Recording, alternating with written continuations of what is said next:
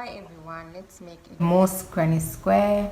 I like this because it has more coverage and I feel like it works really well with variegated yarns or where you want to change colors. I prefer this to the traditional granny square, but yeah, you can make whichever granny square you like. You're going to need some yarn. I have this leftover yarn from another project and a hook, whatever size, whatever hook that you prefer or whatever you're making. So to begin, we're going to make a magic ring or a magic circle. I know some people find it difficult, but I think the easiest way possible to make to start a magic ring or a magic circle. So what you do is with your two fingers, it doesn't matter if you're left-handed, you just do it this way, right? You're just going to do it this way, but I'm going to do it right-handed way. With your two fingers, your index and your middle finger, you're going to take your yarn and then wrap it around the two fingers, right? And then go back to the top of your index finger. Once you get here, you're going to push your yarn to the back and like making a cross like that, and then just pull your yarn under your middle finger again and hold it with your other finger, and then take your hook, insert it in the first part of the yarn, and then with your hook pull your working yarn and then remove your fingers. Then you're going to chain how many number of stitches you need. We're making a most stitch granny square, so we're going to chain 3. 1 2 3. So the most stitch is basically single crochet and chain 1, but because we're making a granny square, we have to make corners. So this chain 3, the first chain is your joining chain, so you'll be slipping stitch in this chain, and then your two chains are your corner chains, so you'll be slipping into the corner of the two chains to start your next round. So let's begin. In the first round, you're just going to single crochet into the circle. Just make sure you have enough space to work with. Don't make it too loose or too tight. We're going to pull it at the end, so even if it's too loose, it's fine, but just don't make it too tight that you're not able to work. So you're going to insert your hook in the circle like this, yarn over and pull through, and then yarn over and pull through again. That's your single crochet. Then we're going to chain 2, which is your second corner, and then single crochet again into the circle, which is insert your hook, yarn over and pull through, yarn over and pull through. The first round is always a little bit awkward. Don't worry about it. We're going to tighten it when we pull the tail back in. Then that's your chain 2, that's the third corner, and then single crochet into the circle again, pull your yarn,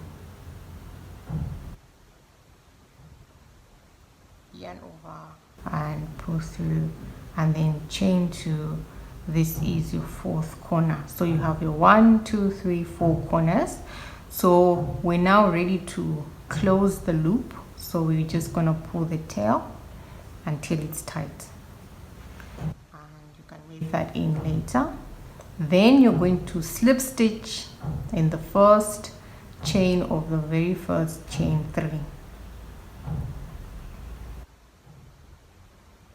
Okay, and to finish your round, you insert your hook in the space of the first chain 2 stitches, which is your corner.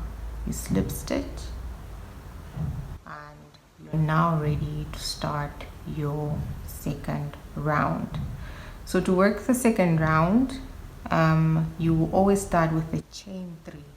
So the first chain is your joining chain, where you're going to slip stitch when you're done with the round. You can put a stitch marker there so that you remember. So I'm just going to put a stitch marker in the first chain so that we all remember it together. You can do this so that you don't forget, because it's quite easy to skip, to forget once you get into the rhythm. So this chain 2 is your corner, right? And then you're going to single crochet in the same chain space, single crochet in this same chain space. And because most stitch is single crochet and chain 1, we're going and skip the next stitch. We're going to skip this stitch that you see here, which you made in the previous round. Instead, we're going to chain 1, and then going to the next corner, single crochet, and then chain 2, and then single crochet in the same stitch. So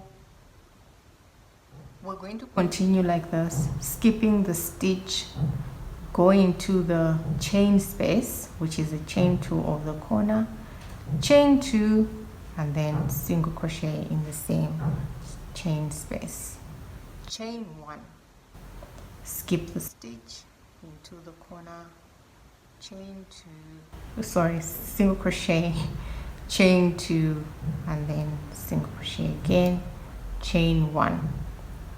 There's a stitch here which you're going to skip. They are normal stitches. We're now just going to slip stitch into the base stitch and then slip stitch into the corner. So this is round 2 done. We're going to work round 3, and then I'll leave you to continue with the work. So basically the most stitch again is single crochet and chain 1. So in each round we will be single crocheting where we previously made the chain 1, skipping the single crochet. So in the third round, chain 3, single crochet in the same chain space, chain 1, skip the single crochet you previously made, and then single crochet in the chain 1 you made, right? And then chain 1. We're now at the corner. We'll skip the stitch and single crochet into the chain space, chain 2, single crochet in the same chain space, chain 1.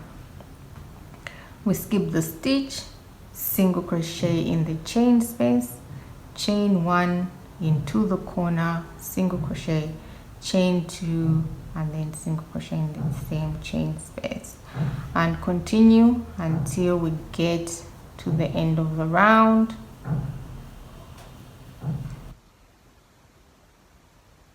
Chain 1, single crochet.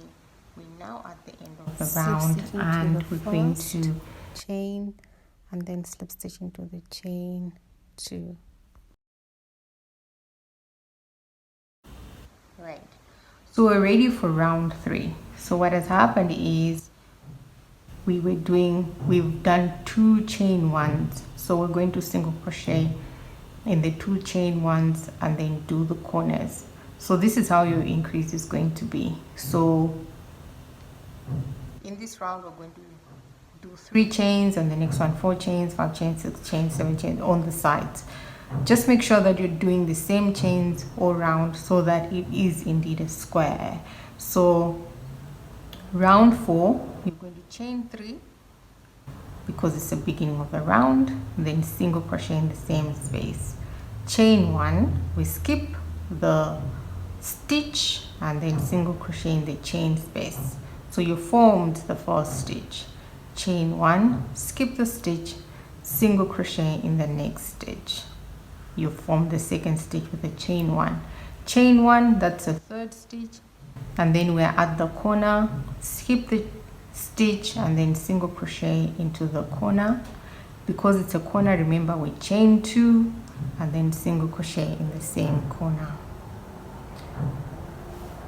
let's work this side. Chain 1, single crochet in the chain space, chain 1, single crochet in the next space, chain 1, single crochet into the corner, chain 2, single crochet into the corner. And remember, after you single crochet each time, make a chain 1 on the side, and then in the corner you single crochet, chain 2, single crochet in the same space before you chain 1 and work on the other side.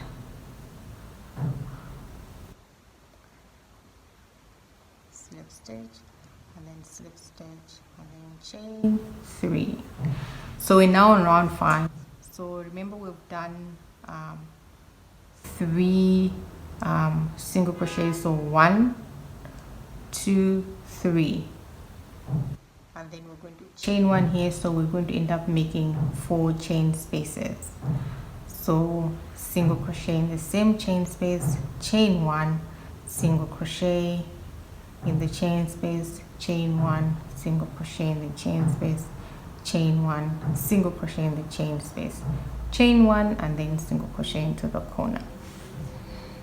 So you are increasing in each round with the chain 1s, and you can work as big as you want your square to be or as small as you want your square to be. I want my square to be 7 by 7, so I'm going to work 13 rounds of the square, but you can stop at any point. If you can use this to make a whole sweater or whatever it is, a bag, whatever it is that you want to make, you can just continue until you get the size that you want. If you enjoyed this tutorial, don't forget to subscribe, turn on post notifications. Until next time.